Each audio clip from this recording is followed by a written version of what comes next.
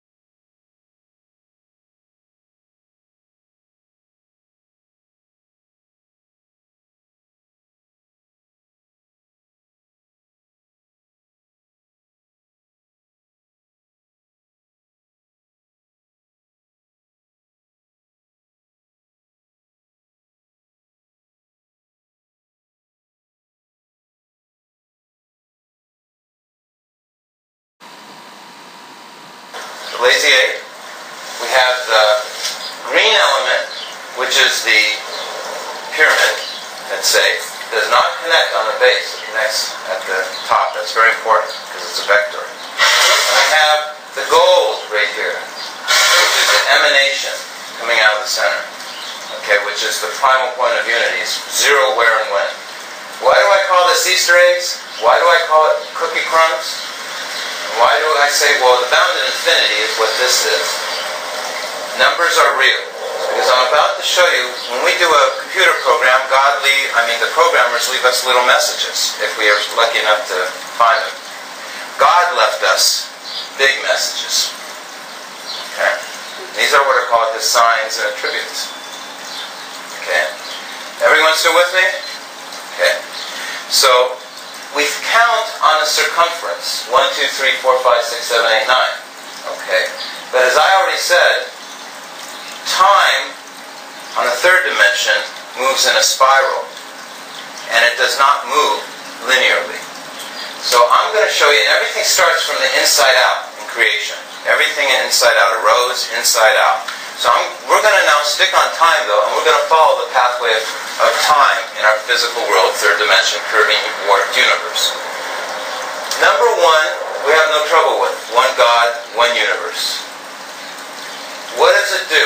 It doubles to 2. What does 2 do? It doubles to 4. Well, that's definitely how things work in our universe. We have 4 cells, 8 cells in conception when we're conceived. Then we have 16, 32, 64, 128, 256. No trouble? The intricacies, beauty, and interrelationships of what could be called the superconscious designs of the universe are gradually being revealed. From this perspective, there is no essential difference between the structure of an atom, galaxy, a chakra, a crop circle, or even the Sufi whirling dervish ceremony.